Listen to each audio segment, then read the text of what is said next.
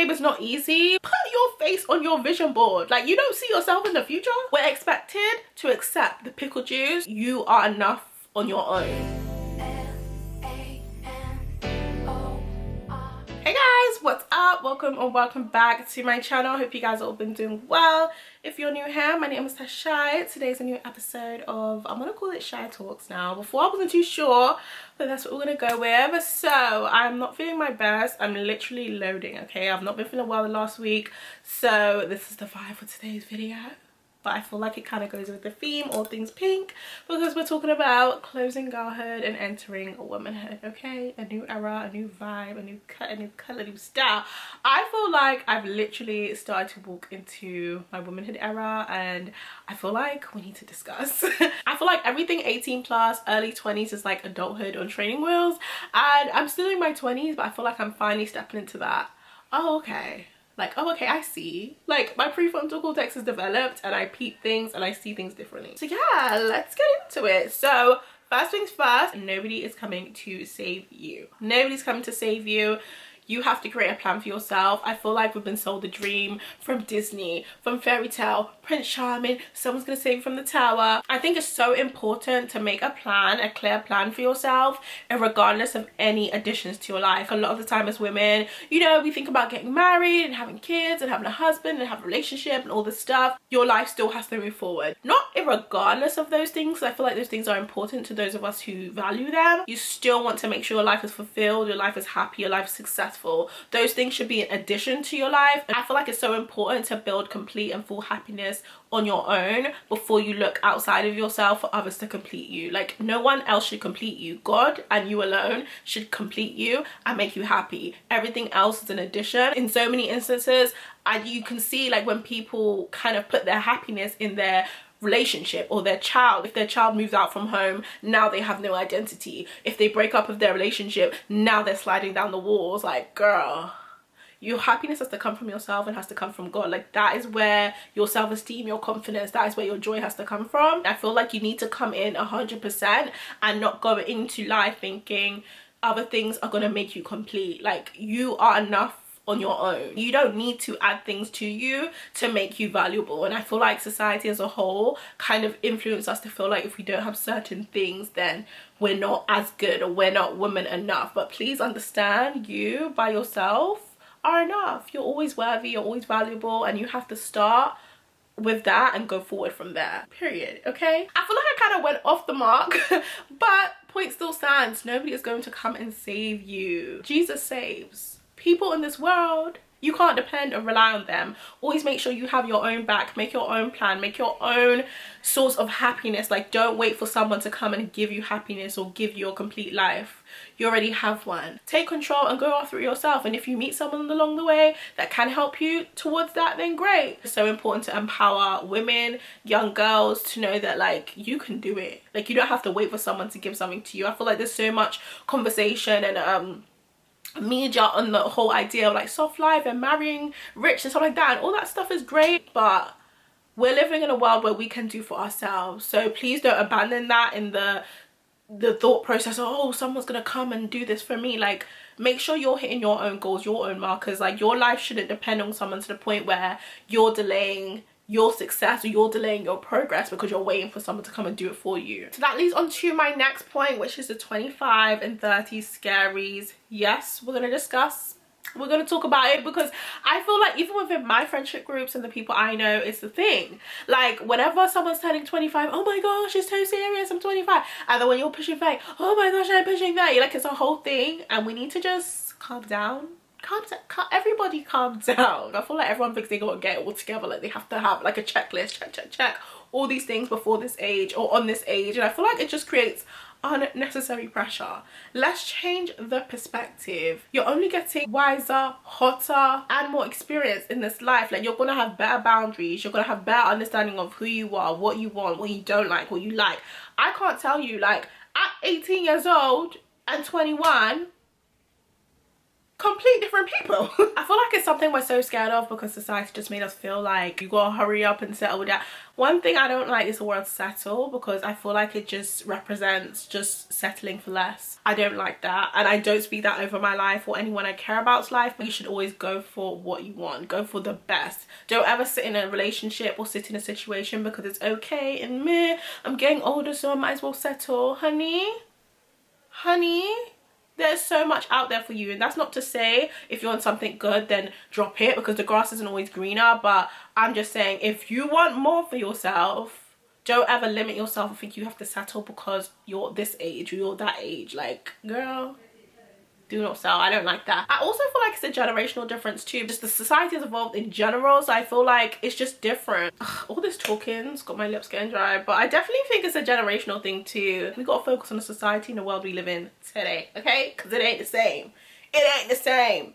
Even the clubs are different. So yeah, the 25 and the 30 scaries can be a thing. And I'm probably gonna have a little wobble when it's my time. I also think it's important to just like reflect as well. Like the goals you had 2, 3, 4 years ago just may not be the same goals you have in the next 2 years, you know what I'm saying? So yeah, as much as it can be a place of reflection, like don't make it be a place where you wallow and you feel like, oh my gosh, look what I haven't done, or look what I've lacked, or look what I haven't been able to do. Like stop focusing on that and focus on what you can do at the time, because I think the regret of time or regret of what you haven't done or what you didn't do, you literally cannot change the past. The past is the past. You can't go back to yesterday, so you can only go forward. So focus on going forward, growing, looking hotter, looking better, growing and learning more. Who doesn't want to do that? That kind of leads into my third point, which is I'm just a girl. I'm just a girl. We all love to say it.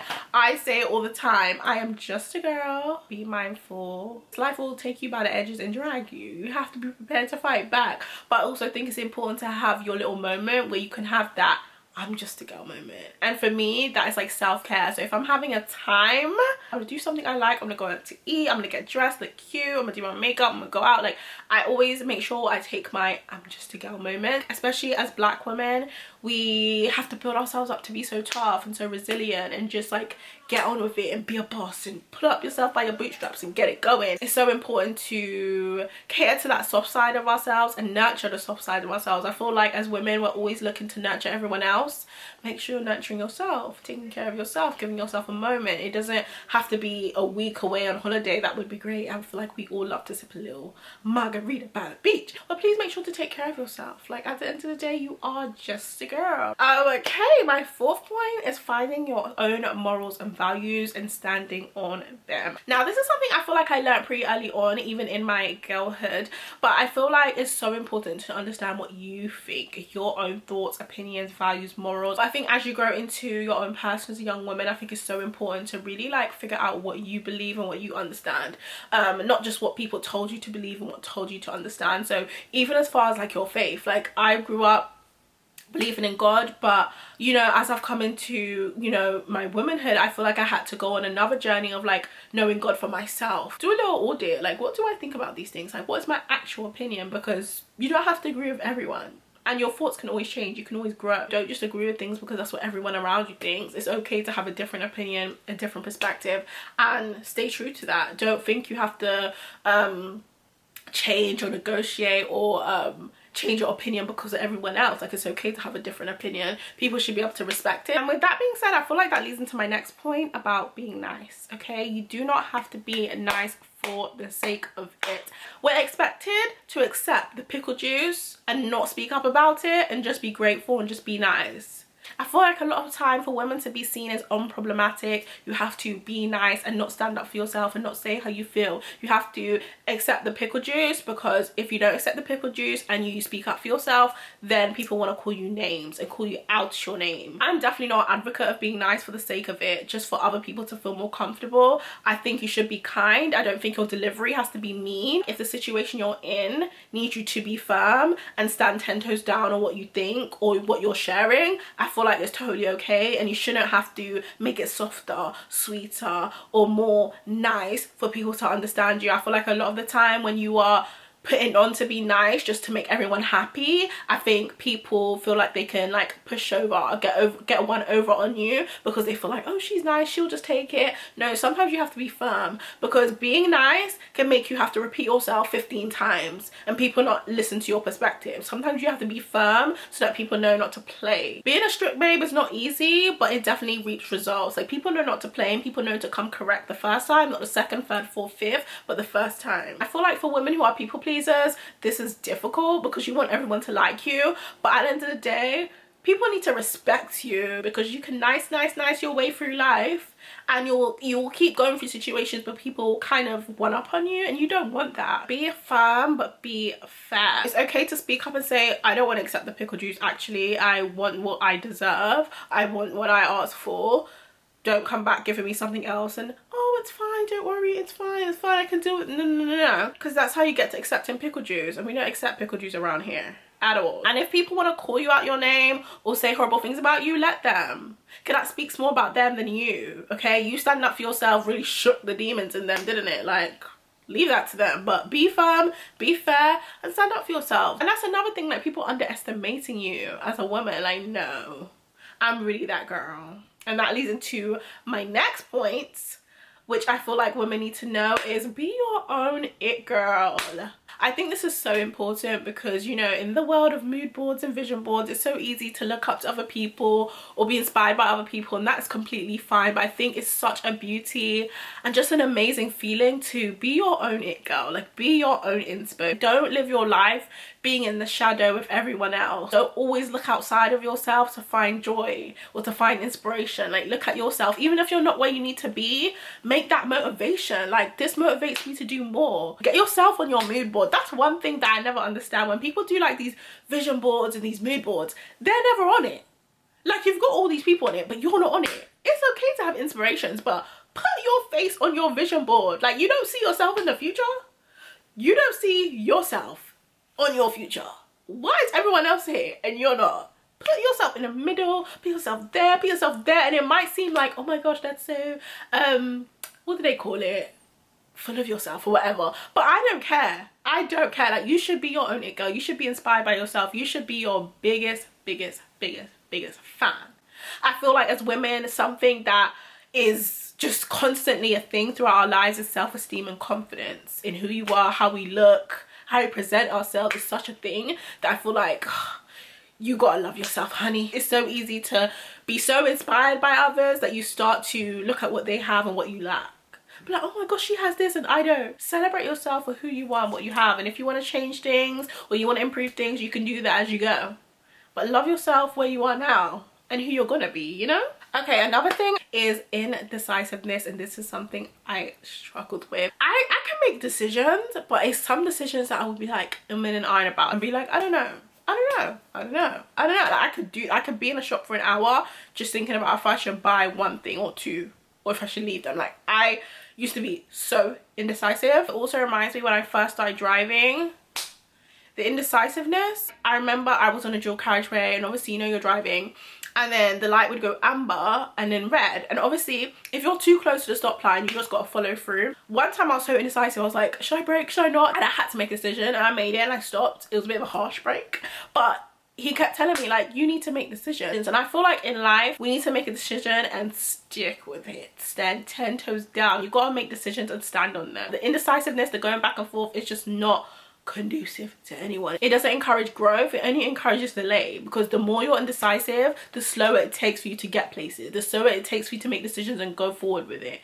Make a decision, stick with it, and go. It's not always going to be easy, but it's the best thing to do. And I feel like even with career, like for me, I've been so indecisive about even my content journey. Like, should I do it, should I not do it, should I do it? Figure out your decision and stick with it, okay? I don't think it's something that you can just wish away, because for me, I still have my little dalliances with that, but I'm at a point where I'm pretty good. Like, I'm much better than before, but I definitely think indecisiveness is something that you gotta drop like a bad habit. Now let's go on to my last 2 points. I feel like there's so many things you'll learn as far as relationships. I don't think you ever stop learning about life, but one thing I think is important is to believe the person in front of you and not the potential that you think they're going to become. Sometimes you fall into this fairy tale life syndrome. Oh my gosh, I can see our future, I can see our kids, I can see our wedding. Look at what's in front of you and figure out like if that's compatible to the life you want, especially if it's someone that you are looking at to be a potential like lifelong partner. Like, you have to be realistic and stop thinking about all the surface and kind of like fairy tale type parts of it. I think it's so important to look at the makings of a person rather than just the surface level. I think it's so dangerous to rely on potential and what could happen and not look at what is actually presented to you in real life. Now, I don't think this means like, okay, if you meet someone and they're not a six-figure earner, then that's it, been them, they're done, because that's not what you want for your life. I'm not saying that.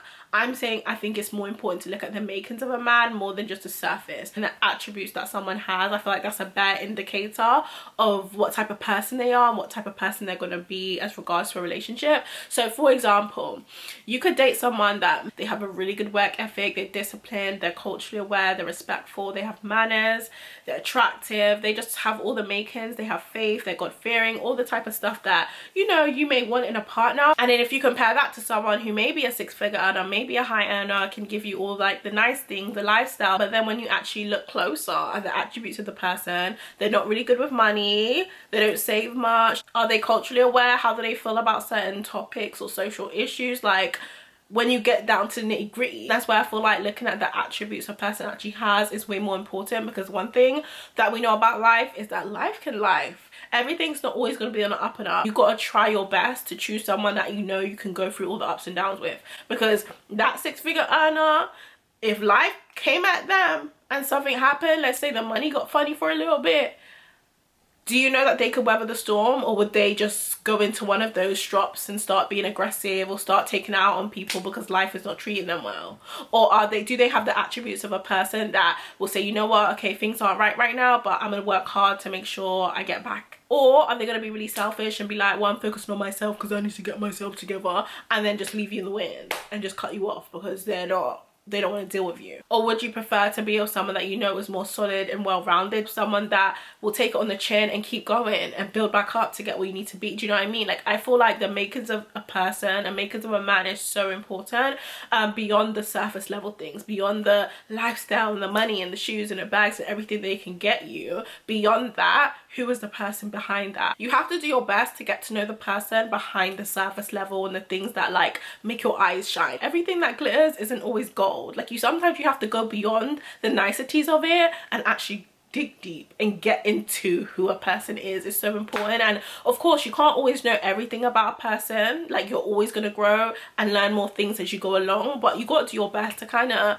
do some type of due diligence. You know, the fabulous lifestyle, the novelty will wear off, and then you actually have to deal with that person. I think it's best to be intentional, for sure. Be intentional, and then red flags are not Fort Park. And my last point will be on friendships. I feel like this can be a whole freaking video. I feel like I still have a way to go with learning to navigate my friendships, but I think one thing that I feel like you need to learn is that as you know, step into your womanhood, as you grow as an adult, I feel like it's so important that you build a community. When you're much younger, you're kind of like, you will make friends just off vibes. Like, you saw someone, you met someone out, you're having a good time, and they're just your friend now.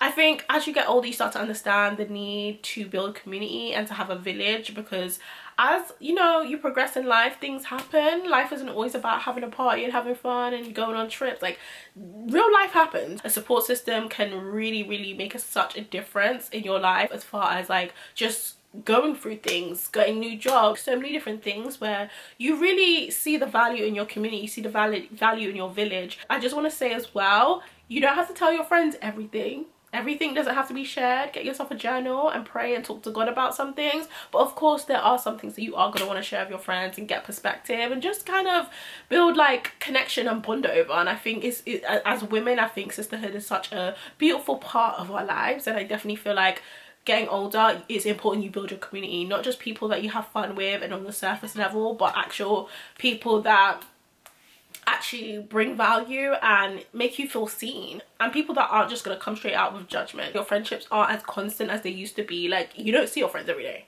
I I can't tell you the last time I saw some of my friends. That is also my fault. But like, you don't see your friends as much as you used to. Life is life and things are happening. People have different responsibilities, and you want to build friendships that can withstand that. So yeah, I guess that wraps up the end of today's video. Hopefully you guys enjoyed this second episode of my little chit chat series. Let me know how you guys are liking it. Please comment, engage. Let me know if there's any topics you guys want me to discuss. I always want these videos to be more inspiring and just like open up conversation and just reflective, not just for you guys but for me as well. I feel like when I make these videos I'm also talking to myself too, you know. So yeah, hopefully you guys enjoyed this video. Don't forget to give me a nice thumbs up, subscribe if you enjoyed, and I will see you guys in my next one.